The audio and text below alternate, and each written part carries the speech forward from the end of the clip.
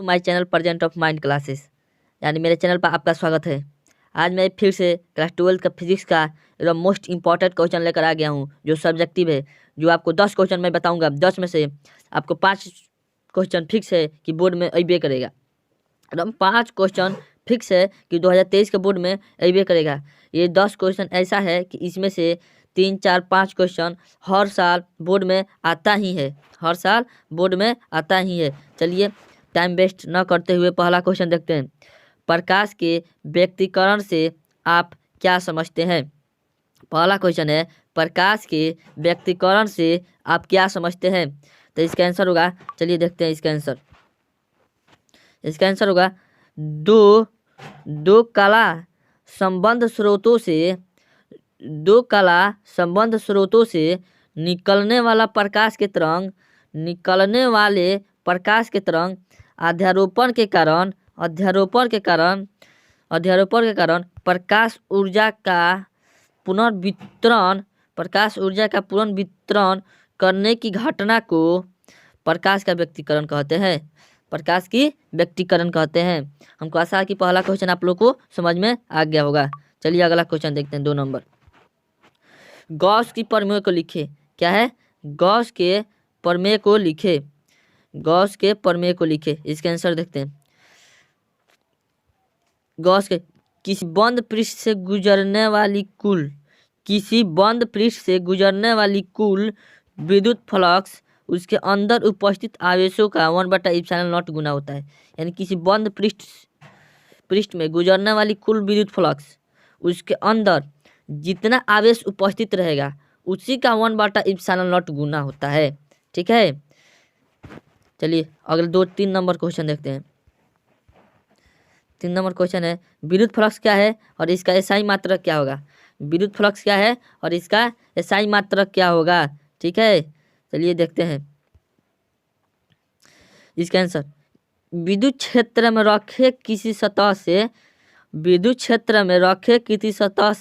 गुजरने वाली विद्युत बल रेखाएं किसी सतह से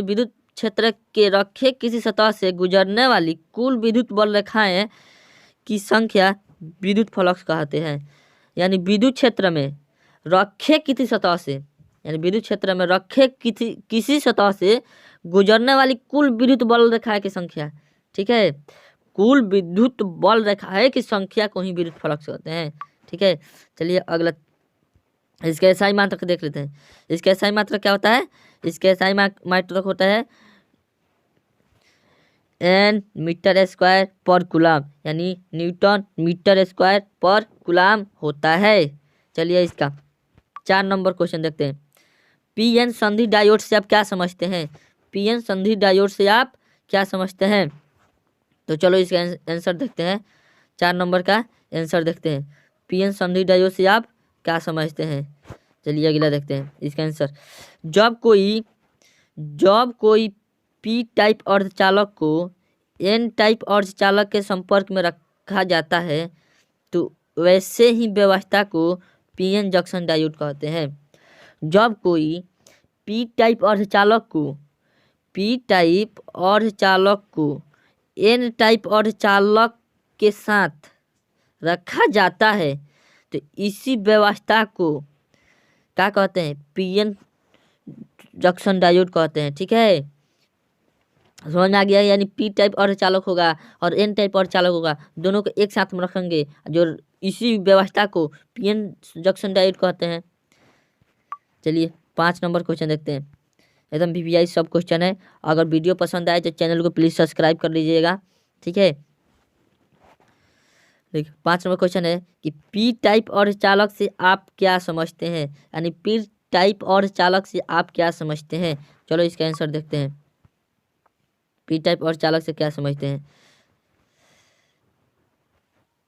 जब नैज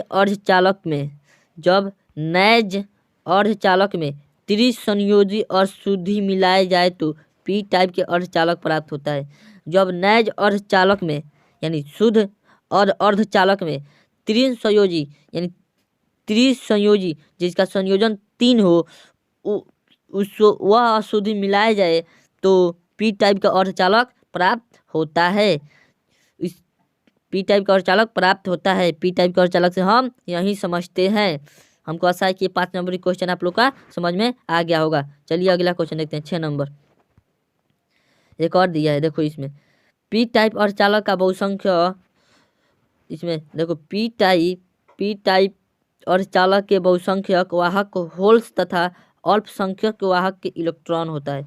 यानी इसमें पूछता है कि पी टाइप के अर्धचालक में इलेक्ट्रॉन का वाहक कहाँ से होता है, तो होल्स से होता है। कहाँ से होता है, तो होल्स से होता है। इसको छिद्र भी ऑप्शन में आता है, क्या छिद्र भी आता है। और ये भी याद रखिएगा अल्पसंख्यक भी वाहक में आएगा, क्या अल्पसंख्यक, 3 छिद्र होल्स अल्पसंख्यक, पी टाइप का अर्धचालक का क्या होगा, वाहक होगा। चलिए अगला देखते हैं 6 नंबर क्वेश्चन। एन टाइप अर्धचालक से आप क्या समझते हैं, क्या एन टाइप अर्धचालक से आप क्या समझते हैं। तो एन टाइप अर्धचालक से हम यही समझते हैं कि जब शुद्ध अर्धचालक यानी नैज अर्धचालक में 5 संयोजी यानी 5 संयोजन वाला अशुद्धि, जिसका 5 संयोजन हो वह अशुद्धि मिलाया जाए तो एन टाइप अर्धचालक प्राप्त होगा। ठीक है, जब कोई शुद्ध अर्धचालक में 5 संयोजन वाला अशुद्धि मिलाया जाए तो एन टाइप अर्धचालक प्राप्त होता है। अब पी टाइप में क्या होता था, पी टाइप में यह होता था कि उसमें त्रिसंयोजी यानी त्रिसंयोजी, उसमें 3 संयोजी वाला अशुद्धि मिलाया जाता तो पी टाइप प्राप्त होगा। और एन टाइप में 5 संयोजी वाला अशुद्धि मिलाया जाएगा तो एन टाइप प्राप्त होगा। चलिए इसके भी आगे देखते हैं। एन टाइप अर्धचालक में बहुसंख्यक वाहक इलेक्ट्रॉन, एन टाइप के अर्धचालक में बहुसंख्यक वाहक इलेक्ट्रॉन तथा अल्पसंख्यक वाहक होल्स होते हैं। देखो इसमें एन टाइप में बहुसंख्यक वाहक इलेक्ट्रॉन तथा अल्पसंख्यक वाहक होल्स होता है। ठीक है, चलिए अगला देखते हैं 7 नंबर। विद्युत द्विध्रुव आघूर्ण क्या है, इसका एसआई मात्रक लिखे। तो विद्युत द्विध्रुव आघूर्ण क्या है, इसका एसआई मात्रक लिखे। तो चलो इसका आंसर देखते हैं। आवेशों के परिमाण तथा उसके मध्य के बीच की दूरी गुणनफल की विद्युत द्विध्रुव आघूर्ण कहते हैं।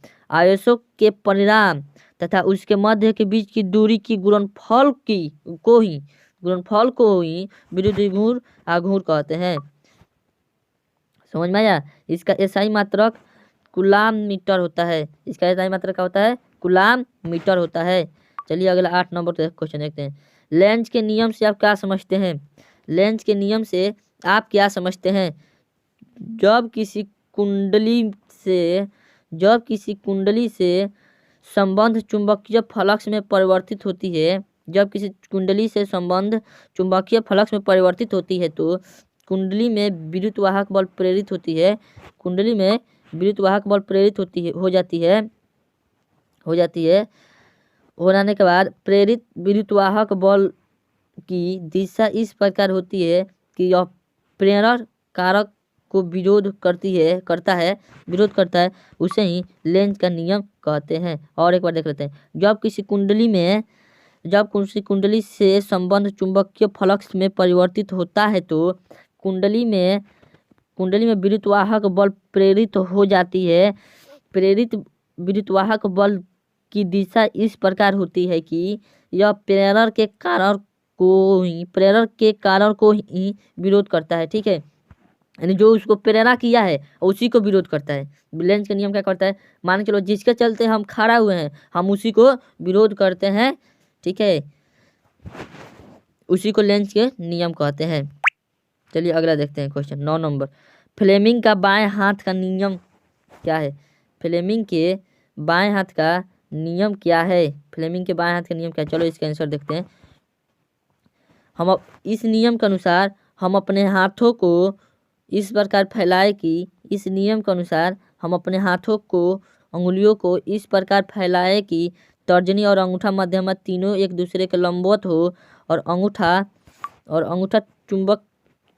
चुंबक के दिशा तथा चुंबक के बल की दिशा, ठीक है, चुंबक के बल की दिशा और दिशा तथा तर्जनी चुंबकीय क्षेत्र की दिशा। तर्जनी क्या है? चुंबकीय क्षेत्र की दिशा, ठीक है। तथा मध्यमा चुंबक धारा की दिशा को दर्शाता है, उसे ही क्या कहते हैं? यानी उसे ही हम लोग फ्लेमिंग के बाएं हाथ का नियम कहते हैं। एकदम आसान है। हालांकि हम अपने इस नियम के अनुसार हम अपने हाथों को इस प्रकार फैलाए कि अंगूठा तर्जनी तथा मध्यमा एक दूसरे के लंबवत हो तथा अंगूठा चुंबकीय बल की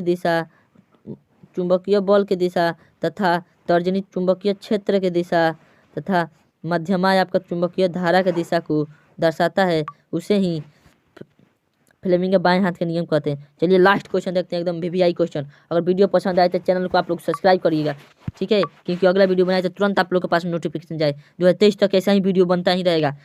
चलिए, एक्स किरण के दो गुणों को लिखे। क्या करना है? एक्स किरण के दो गुणों को लिखना है। तो एक्स किरण का पहला गुण है, आप लोग देखिए, किरण किरण का वेग प्रकाश का वेग के बराबर होता है। एक्स किरण का वेग प्रकाश का किरण के वेग के बराबर होता है। चलिए अगला देखते हैं। एक्स किरण विद्युत क्षेत्र तथा चुंबकीय क्षेत्र में विक्षेपित नहीं होता है। एक्स किरण क्या होता है? विद्युत क्षेत्र तथा चुंबकीय क्षेत्र में क्या करता है? विक्षेपित नहीं होता है, यानी इससे हारता नहीं है, ठीक है। चलिए, आप लोग का 10 क्वेश्चन हो गया। इसमें से 5 क्वेश्चन या 4 क्वेश्चन आने की फुल गारंटी है, यानी संभावना है, ठीक है। अगर वीडियो पसंद आए तो प्लीज़ चैनल को सब्सक्राइब कर लीजिएगा, क्योंकि अगला वीडियो बनाए तो आपके पास नोटिफिकेशन तुरंत जाए। जय हिंद।